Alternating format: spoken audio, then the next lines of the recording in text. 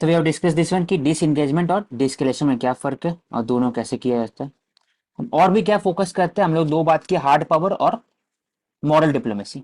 दूसरा हम लोग यहाँ बात कर सकते हैं लॉजिस्टिक में रिस्ट्रक्चरिंग होना चाहिए, human resource management, modernisation through indigenisation, technology use कर सकते, साइबर इंफॉर्मेशन सबको।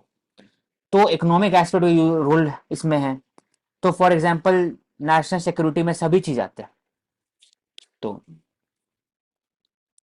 ED can someone anyone for any information, Supreme Court has stated.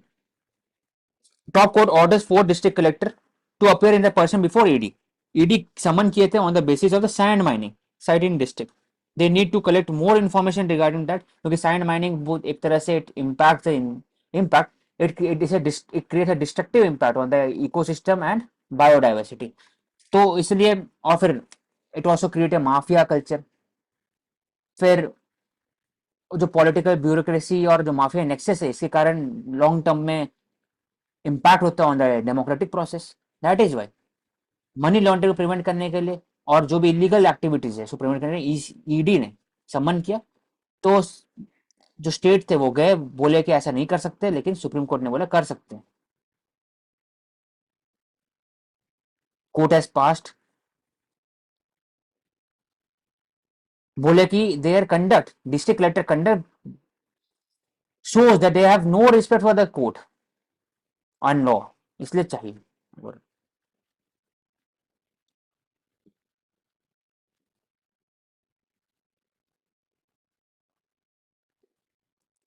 Daniel तो कैनमैन। शिखर, पर यहाँ पर मैं आपसे पूछूं कि आप ऐसे क्या 3 से 4 इनिशिएटिव डिस्ट्रिक्ट कलेक्टर होने के नाते अगर लें कि भाई जिससे सैंड मैनिंग को एलिमिनेट तो नहीं लेकिन कहीं ना कहीं कंट्रोल किया जाए। तो पहली बार की लैंड एक बना सकते हैं sand bank type local system के अंदर में, और जियो टैगिंग कर देंगे स्पेसिफिक एरिया। और फिर जो अनरेगुलेटेड है तो उसको रिपोर्ट भेजेंगे हायर अथॉरिटीज को कि वो रेगुलेट कर सकते हैं उसको, क्या वो जगह पर रिहेबिलिट करके कुछ अलग जगह पर सैंड माइनिंग कर सकते हैं कि नहीं, वो भेज सकते हैं रिकमेंडेशन। बस फिर जैसा डिसीजन मेकिंग हो वैसा करेंगे। और रिगार्डिंग शॉर्ट टर्म सोल्यूशन में पहले उसको सीज किया जाएगा और मॉनिटर किया जाएगा, और जो भी सैड माइनिंग से रिलेटेड जो भी लोग हैं उनको एक तरह से जो भी वर्कर है उनको रिहेबिलिट करके कहीं और भेजा जाएगा। और बाकी जो उनके जो कॉन्ट्रैक्टर है उनको बोला जाएगा कि अभी प्रोसेस में और लॉन्ग टर्म में जब डिसीजन मेकिंग होगा on the higher authorities we will take action, और आपको अलग जगह भी मिल सकता है या फिर बंद करना पड़ेगा, ऐसी बस। नहीं, बस वही पूछ रहा था कि इलीगल अगर चल रहा है मतलब पूरा दो काम कर माफिया सकते हैं ना, इसको कल्चर है बंद कर सकते मैनिंग हैं को। या रेगुलेट कर सकते हैं। तो डायरेक्टली खुद से तो बंद बंद नहीं कैसे कर करेंगे सकते। आप वो? हाँ, खुद से तो एग्जैक्टली नहीं कर सकते, आप बस सीज कर सकते हैं टेम्पररी बेसिस पर।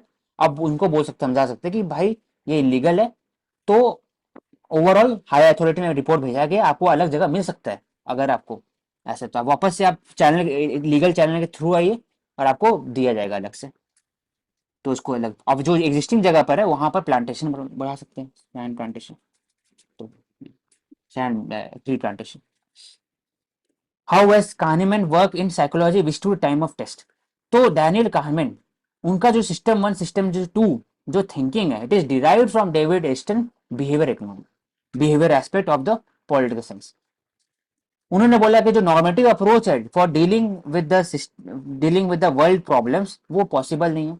आपको रियल इंपेरिकल एविडेंस चाहिए, आपको डेटा कलेक्शन चाहिए, आपको रियल टाइम, आपको इफेक्ट चाहिए, रियल टाइम कॉन्सिक्वेंस चाहिए, फिर उसको स्टडी कर सके। वही सिस्टम वन सिस्टम टू है, system one thinking of David Easton वही है। और डैनियल kahneman ने उसको यूज किया in economics. System one system two क्या है, बेसिक अगर बात किया जाए, एक सिस्टम है, क्लोज सिस्टम है, उसके अंदर में इनपुट दिया जा रहा है, और इनपुट इट कैन बी, अगर for example make in India, तो इनपुट क्या है, लैंड, लेबर, प्रोडक्टिविटी और बाकी सब। अब उसी से रिलेटेड एक एक्ट आ गया, लैंड एक्विजिशन एक्ट आ गया, लेबर से रिलेटेड स्टैंड अप इंडिया आ गया, पीएलआई डीएलआई स्कीम हो गया। उसका क्या कॉन्सिक्वेंस है, क्या 6% ग्रो हुआ है, क्या 2% ग्रो हुआ, क्या लैंड एक्विजिशन सही हुआ, वो जो कॉन्सिक्वेंस को फिर स्टडी करेंगे और फिर वापस से फिर इनपुट देंगे, चेंज ट्वीक करेंगे पॉलिसी मेकिंग। ये हो गया सिस्टम वन सिस्टम टू। फर्क बस क्या है सिस्टम वन सिस्टम टू के, सिस्टम वन बहुत जल्दी है क्योंकि छोटा होता है, कम डेरिवेटिव होता है, सिस्टम में बहुत ज्यादा होता है, कॉम्प्लेक्स होता है, इसलिए समय लगता है और बहुत क्रिटिकल एरिया में जरूर होता है। तो कहाँ यूज कर डेविड कैनमैन, डैनियल कैनमैन, वो यूज करते हैं behaviour economics in stock market.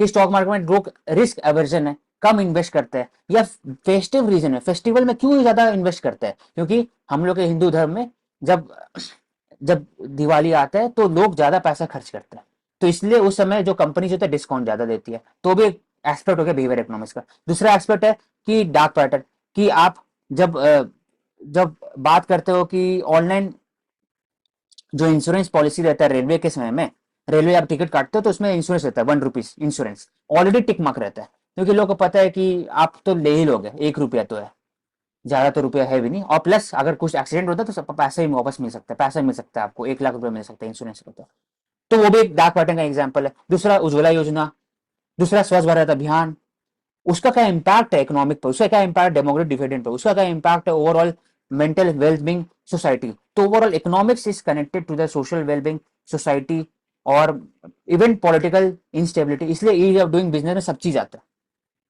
तो एक एग्जाम्पल हुआ प्रवेश, मानसी। तो ओवरऑल इसने बोला कि wish to the time of test, true, it wish to the time of test, क्यों, क्योंकि आपको ऑन द स्पॉट मिल रहा है कॉन्सिक्वेंस क्या है, मेरिट क्या है पॉलिसी का, पॉलिसी के लिए हमेशा फीडबैक लूप होना चाहिए, तभी पता चल सकता है। तभी अगर चाइनीज मॉडल देखते हैं तो फीडबैक लूप वहां पर भी है, लेकिन और डेमोक्रेटिक नहीं है। इंडिया में डेमोक्रेटिक प्रोसेस है फीडबैक लूप मैकेनिज्म का, कोई भी policy making, for example farm law की है, उसका भी हुआ फीडबैक लूप, जीएसटी डीमोनेटाइजेशन सभी चीज का हुआ, तो उससे और अच्छे तरीके से पॉलिसी मेकिंग कर सकते हैं और इम्प्लीमेंट कर सकते हैं, और जो भी चीज प्रॉब्लम हुआ है पिछले बार वो अगले बार नहीं होगा।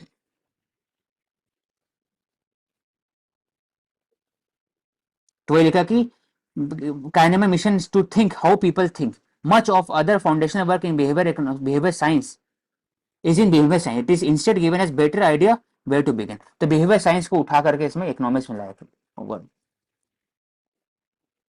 पहले पीएस से में लाया गया पॉलिटिकल साइंस है, फिर उसी से डिराइव करके इकोनॉमिक्स में किया। इट टॉक्स अबाउट साइकोलॉजी और ह्यूमन और कॉग्निटिव फैसिलिटी, कैसे इंपैक्ट करते हैं उनका लोग जिंदगी में, discuss this one.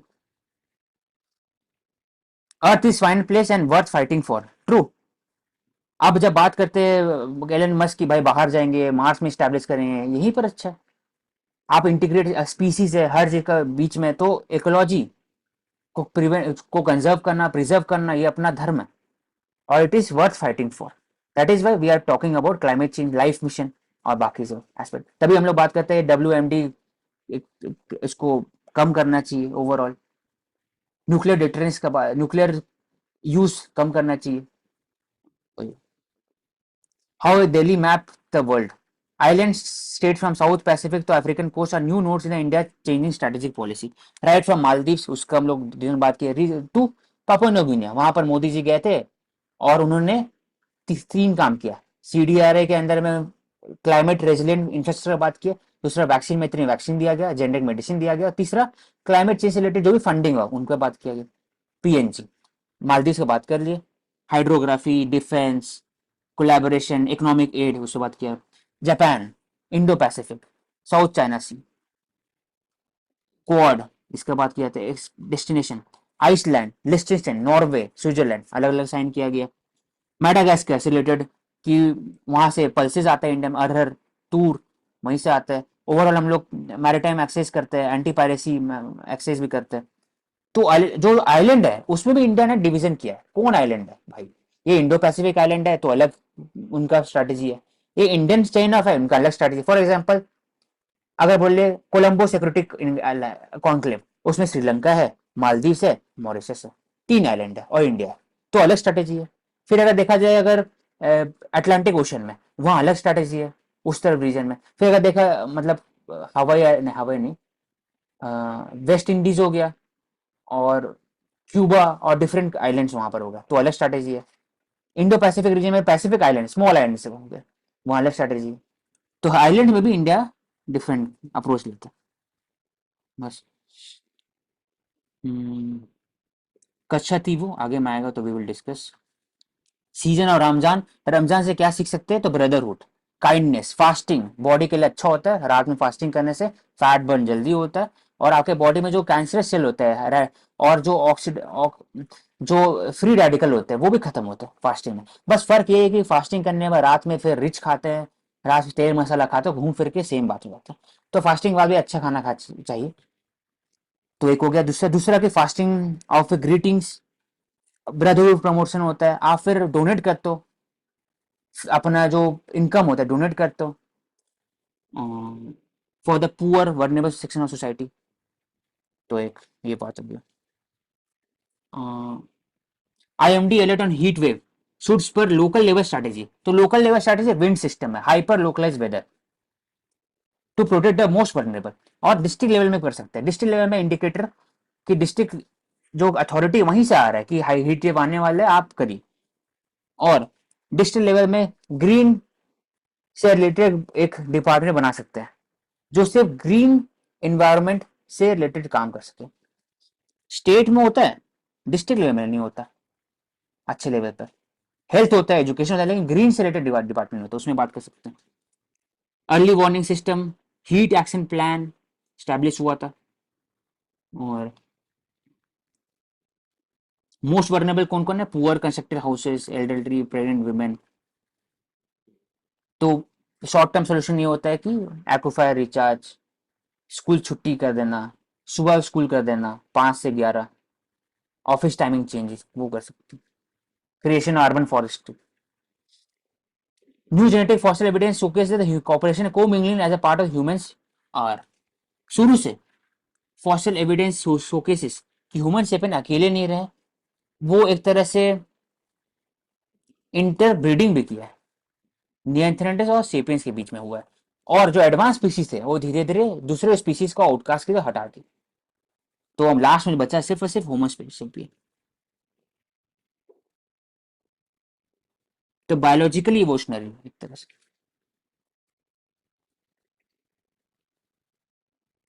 Government have listened to EC in the past. Intervention have reduced the misuse of office. This spirit strengthened dedicated constitutional agreement and has put Indian election on world map. Empire cannot be silent. तो अगर EC का बात किया जाए तो EC कैसे establish करते हैं कि फ्री एंड फेयर इलेक्शन होना चाहिए? तो first of all MCC enforce करते हैं, वो बात करते हैं, वो कंसेंसस बिल्डिंग करते हैं पॉलिटिकल पार्टीज के साथ कि कैसे एमसीसी में अंदर में क्या क्या चीज होना चाहिए। लेवल प्लेइंग फील्ड देते हैं, नेशनल पार्टी का स्टेटस स्टैब्लिश करते हैं सबको। और फिर ओवरऑल वो मनी से रिलेटेड भी रेगुलेट करते हैं,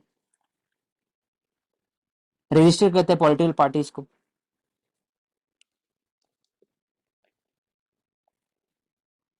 फिर इसी बात हुआ कि वो डिस्क्वालीफाई के लिए भी रिकमेंड करते हैं प्रेसिडेंट को और स्पीकर को of the MP and MLA. फिर पूरी स्टेट मशीनरी काम करती है इलेक्शन कमीशन के अंदर में ड्यूरिंग द इलेक्शन पोल्स। उसके कारण क्या होता है कि जब भी इलीगल फंडिंग, पैसा डिस्ट्रीब्यूशन होता है, जब भी फ्री बीज डिस्ट्रीब्यूशन होता है, उसके खिलाफ एक्शन लेते हैं through the use of the district collector and collector office. अगर बोला जाए तो इलेक्शन कमीशन ब्रॉड लेवल पर ये इलेक्शन कराने से अलग क्या काम करता है? हम्म। चार चीजें करता हम्म। है। पहला, आपकी कंट्री के अंदर रूल ऑफ लॉ इस्टेब्लिश करवाता है फ्री एंड फेयर इलेक्शन के तहत।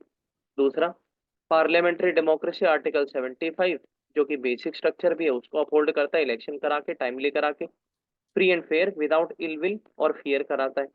हम्म। तीसरा, रिपब्लिकनेस जो आइडियल ऑफ रिपब्लिक है कॉन्स्टिट्यूशन के अंदर, जिसका मतलब होता है कि कॉन्स्टिट्यूशनलिज्म, उसको अपहोल्ड करता है। और चौथा, एक्ट करता है as a quasi judicial and constitutional upholder body जब भी कोई पॉलिटिकल पार्टी या एग्जीक्यूटिव गवर्नमेंट अथॉरिटेटिवनेस को बढ़ा देती है। ठीक है, पहले ये कर लेते हैं। आत्मनिर्भर एंड डिफेंस। डिफेंस स्ट्रैटेजी में बात किया तो 21,000 करोड़ कल ही पड़े, it has increase defence export. आत्मनिर्भर कैसे बन रहे हैं? We are focusing more and more creating of defence corridor in India. और बाहर से अगर इंपोर्ट भी कर रहे हैं तो we are talking about technology transfer, TOT. चाहे वो राफेल का बैठाना हो इंडिया में, चाहे वो आप इंजन इंपोर्ट करो, GF F14 General Electric 414 engine for the Tejas MK2 and Tejas and also AMCA, उसके लिए भी S400 बैठा रहे हो, इंडिया में एमआरओ बैठा रहे हो, maintenance repair and operation, Israel के साथ। आईडेक्स एक तरह का इनिशिएटिव है जिसमें सबको बैठते हैं, चर्चा करते हैं, बात करते हैं और सोल्यूशन निकालते हैं। एमएसएमई, स्टार्टअप, इनोवेटर आ रहे हैं। सैनिक स्कूल, डिफेंस, उसमें विमेन भी आई हैं। तो ओवरऑल इंडिया में जो वॉरशिप डिजाइनिंग है वो भी एक तरह से वॉरशिप डिजाइन ब्यूरो करते हैं, चाहे वो फ्रिगेट करे, चाहे वो सबमरीन करे, चाहे वो डिस्ट्रॉय करे। दूसरे डी डिफेंस एक्विजिशन पॉलिसी जो आया 2020 में, उसमें बोला गया कि एक लिस्ट है, 5,000 आइटम का लिस्ट है, और दूसरे आइटम का लिस्ट है, इसमें 50 से नीचे होना चाहिए कम से कम इंडिजिनस, 50 से 60 इसमें होना चाहिए, 60 से 90 इतना होना चाहिए, ऐसे करके दिया हुआ। तो लिखा है prescribe 50% indigenous content in the procurement contract, इतना तो होना ही चाहिए, प्रिस्क्रिप्शन दिया गया। और डिफेंस कॉरिडोर बैठाया गया तमिलनाडु में और उत्तर प्रदेश में। इंडिया में बिग बिग फैक्ट्री बैठाया जा रहा है अमेठी में, AK-47, AK-206 के लिए। फिर कोलैबोरेशन किया जा रहा है with the private sector, Airbus and Tata on the C-295 lifter, जो एक तरह से छोटे भाई हैं C-17 के। फिर हाँ, एक और एक सबसे इम्पोर्टेंट है जिससे हम लोग बात करते हैं, ऑर्डिनेंस फैक्ट्री बोर्ड, उसको भी रैशनलाइज किया गया। 6 थे, उसको एक किया गया। HAL को भी और पावर दिया जा रहा है, और contract both private sector and public sector दोनों को दिया जा रहा है। For example Tata advance defence limited, Adani को भी दिया गया। फिर भाभा,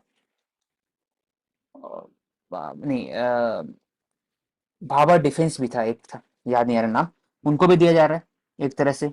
और फिर महिंद्रा को भी दिया गया contract with garden defence.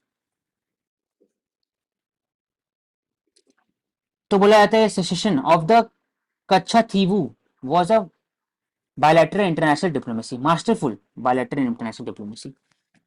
Problem क्या है, तो एक प्रॉब्लम है, बात किया जाए तमिलनाडु के जो Indian Tamil fisher Sinhalese Lankan navy के, वहां पे जाते हैं, फिशिंग करते हैं, लेकिन श्रीलंका नेवी बोलते हैं कि वो मेरे रीजन में है, तो उसको एक तरह से कैप्चर कर लेते हैं और जेल भेज देते हैं। तो हमेशा से क्लैश रहा है ओवरऑल।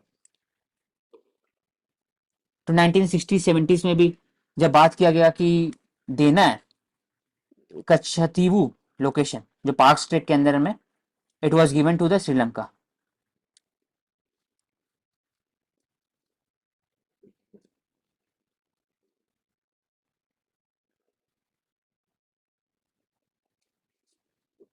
क्यों? क्योंकि एक है कि उनको लगा कि आइलैंड तो वेस्ट लैंड है, कोई जरूरत ही नहीं, प्रैक्टिकल सोल्यूशन, प्रैक्टिकल ना पॉलिटिकल ना पेस्टोरल वैल्यू है, कुछ है ही नहीं, तो दे दो। श्रीलंका खुश भी हो गया। और दूसरा, इंडियन ओशन के अंदर में जो एक डिवाइड एंड रूल पॉलिसी था कच्छा को लेकर के, यूके चाह रहे थे कि आपस में बने रहे प्रॉब्लम, वो इंडिया एक बार में झटके से प्रॉब्लम को हटा दी दे करके।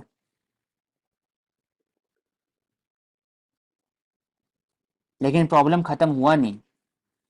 Arrest of the Indian Tamil Nadu fishers have continued unabated since Sri Lankan war, even after secession by the government on the Kachchavi island। तो एक तरह से डोमेस्टिक पॉलिटिक्स कैसे लॉन्ग टर्म में इम्पैक्ट करता है वो दिखता है यहाँ से, ये बात है। वॉट इज कच्चा वो 33 किलोमीटर है, यहीं पर है एग्जैक्टली exactly। 1 मिनट में इसको कंप्लीट कर देता। ये कच्चा वो आइलैंड हो गया, ये रामेश्वरम से यहाँ पर गए थे, यहाँ पर एडम्स ब्रिज हो गया, जो राम सेतु हो गया, यहाँ कच्चा वो, gulf of Mannar, world heritage site है ना गल्फ ऑफ मन्नार, सर्च करना, Palk. 33 kilometre of the Indian coast, north east of Rameswar. पहले जमींदारी के पार्ट थे, मदरसा प्रेसिडेंसी के लिए अंदर लाया गया। 1974 में क्या किया, श्रीलंका दोनों कम्पीट कर रहे हैं कि मेरा है, लेकिन ओवरऑल दे दिया गया 1974 में by the Indira Gandhi, prime minister Indira Gandhi. हम्म एक और एक इम्पैक्ट है, जब इंदिरा गांधी ने वॉर लड़ा था 1971 में, और सिक्किम को भी इंटीग्रेट कर लेते। तो इंदिरा गांधी को लगा अंदर में भी कि अगर ऐसा आइलैंड देंगे तो ये दिखाएगा कि हम स्टेट्स में, दुनिया भर में जो एक बन रहा है इंडिया का ओपिनियन कि इंडिया मिलिट्री यूज कर रहा है बार बार बस एक लैंड के लिए, वो नहीं होगा। तो ये भी एक रीजन है।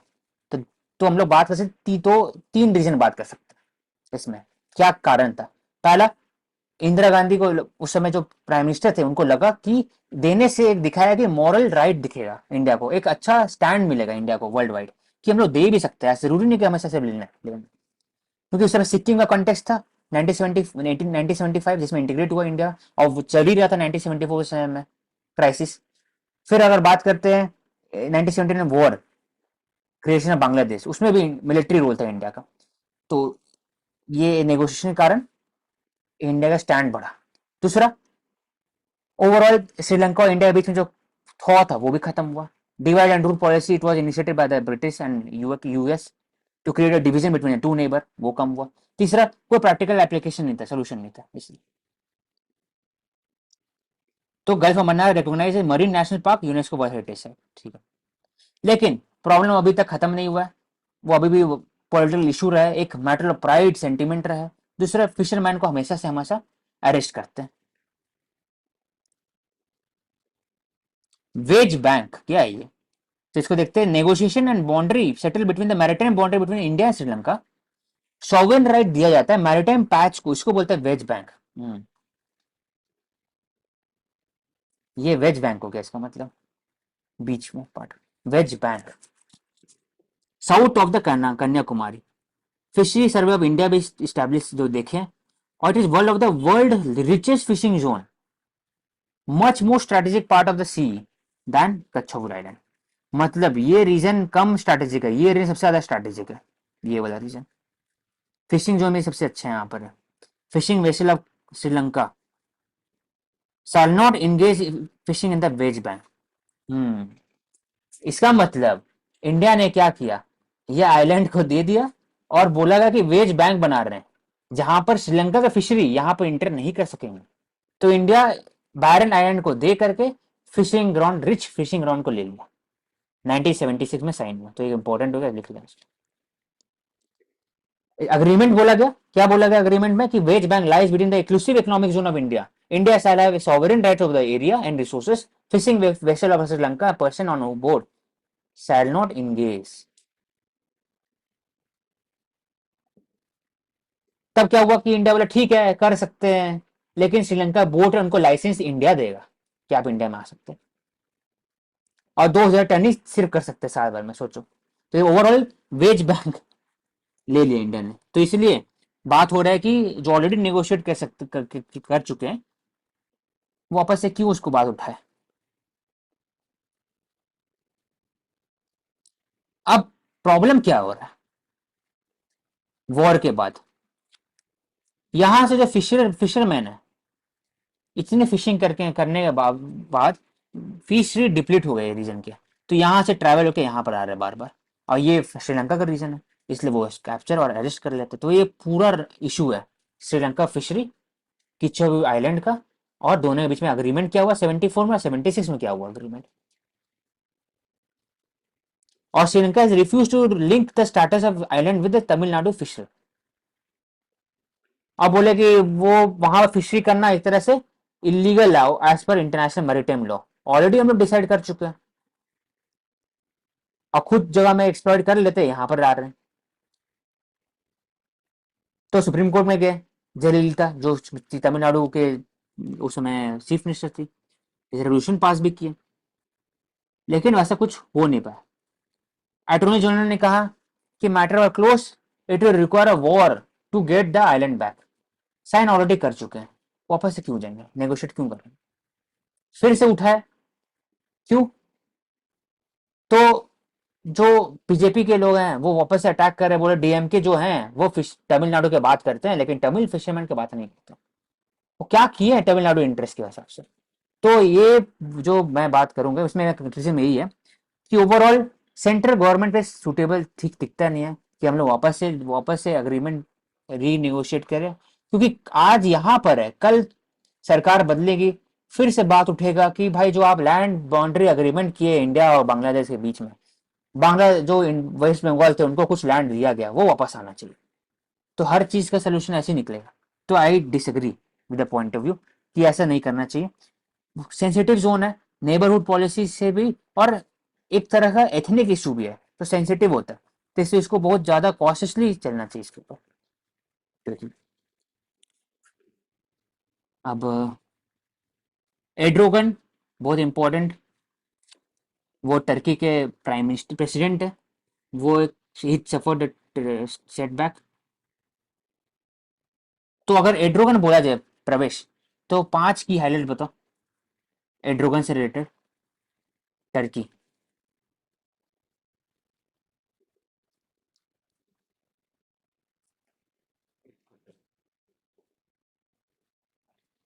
अगर मैं बताऊंगा कि तो पहली बात है, वो one of the longest serving president है आफ्टर अतातुर्क इन टर्की, पहला।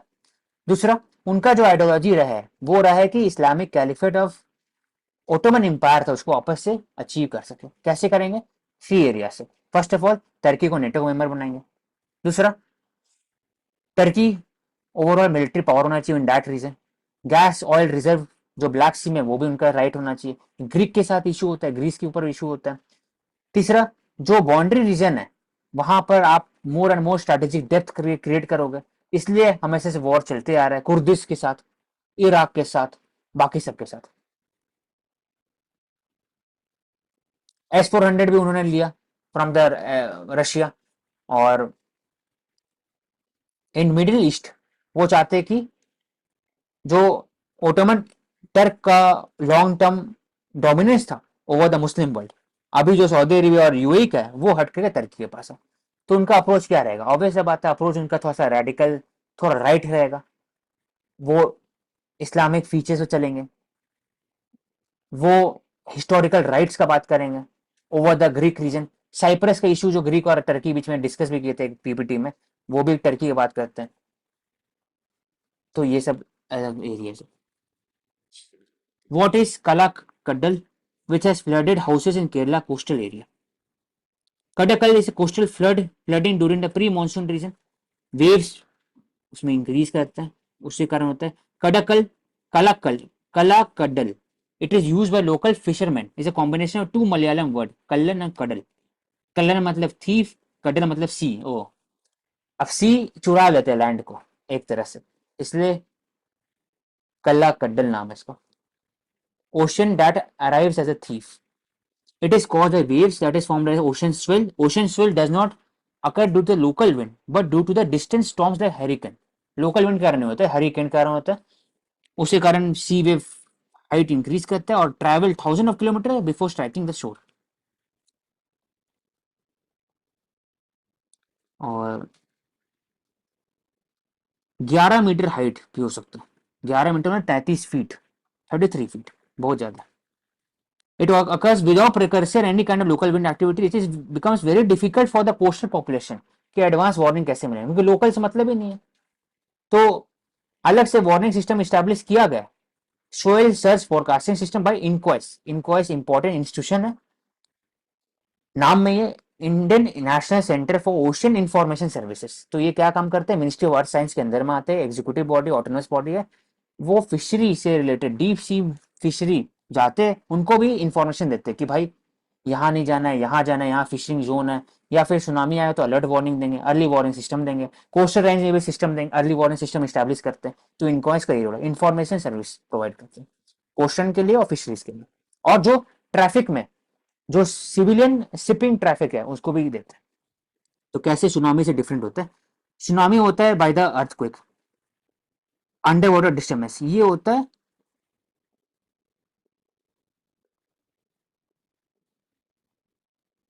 हरिकेन और जो लॉन्ग हरिकेन। टर्म हाँ, विंड्स। हरिकेन और लॉन्ग टर्म विंड, दूर से जो विंड आते हैं वो इम्पैक्ट करता है। तो बस बस ये एसेंस हो गया overall.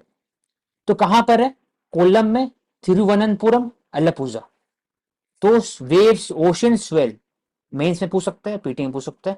It occurs not due to the local wind but due to the hurricane और लॉन्ग जो विंड है दूर से, उसके कारण होता है। It is different from the tsunami.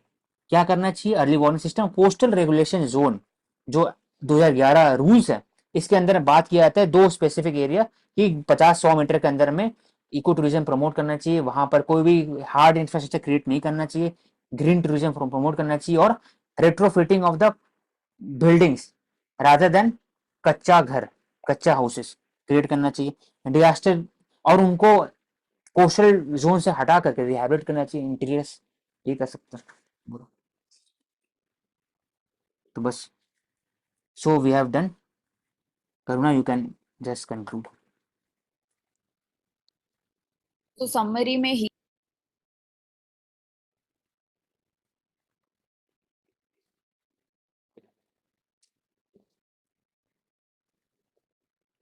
Hello, you are not audible. Hello. हम्म। हाँ जी। तो हीट वेव से रिलेटेड मल्टी डायमेंशनल अप्रोच हमने देखी। एक तो पोल कैंपेनिंग जो है उसमें रिफ्लेक्ट होना चाहिए हमारा क्लाइमेट का इशू।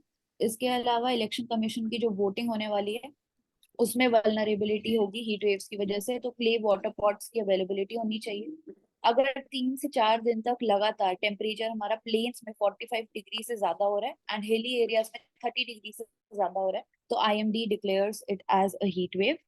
इसके अलावा national action plan on climate change important हो जाता है। Then Indian cooling action plan important हो जाता है।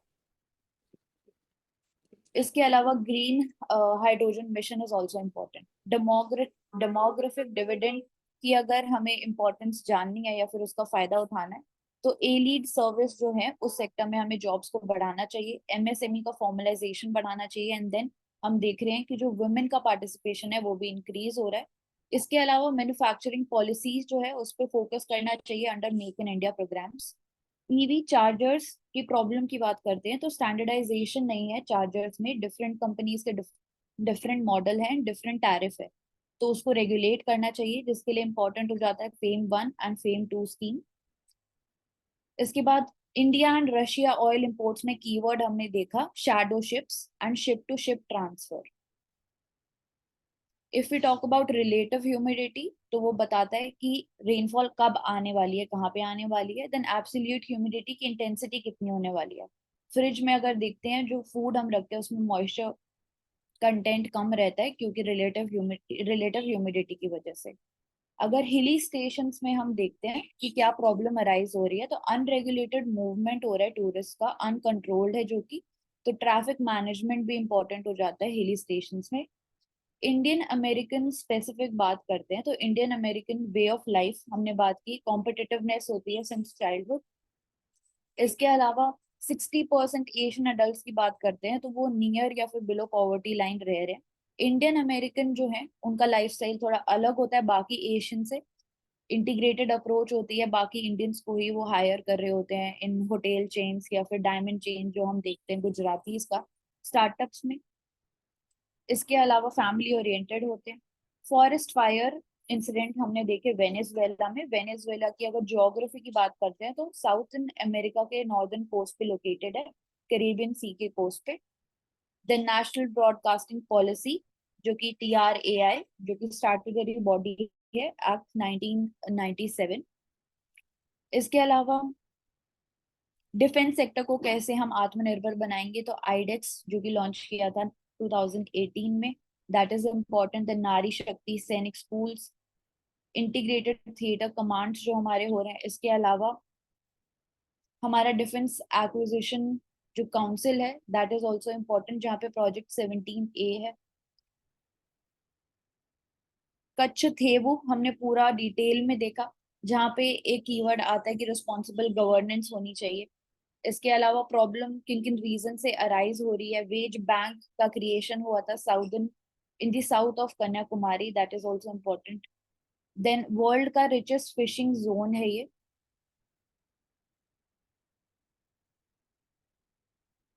कला कडल की बात अगर करते हैं तो कोस्टल फ्लडिंग अराइज हो रही है, साउथ वेस्ट कोस्ट पे है। इसके अलावा जो ओशन स्वेल की प्रॉब्लम है उसकी वजह से यहाँ पे फ्लडिंग हो रही है। ओशन स्वेल नॉर्मल हमारी सुनामी से डिफरेंट होता है, normal tsunami is caused by earthquake, but ocean swell की बात करते हैं तो ये हरिकेन या फिर लॉन्ग पीरियड जो विंड्स चली आ रही है उनकी वजह से होता है। यहाँ पे इंपॉर्टेंट रोल आता है Indian National Centre for Ocean Information services, जो कि अर्ली वार्निंग सिस्टम देता है, and swell search forecast system भी उसने क्रिएट किया है लोकल्स के लिए. So that is all for today. Thank you. So thank you everyone. We will take up next set of important topics tomorrow. Do it into answer.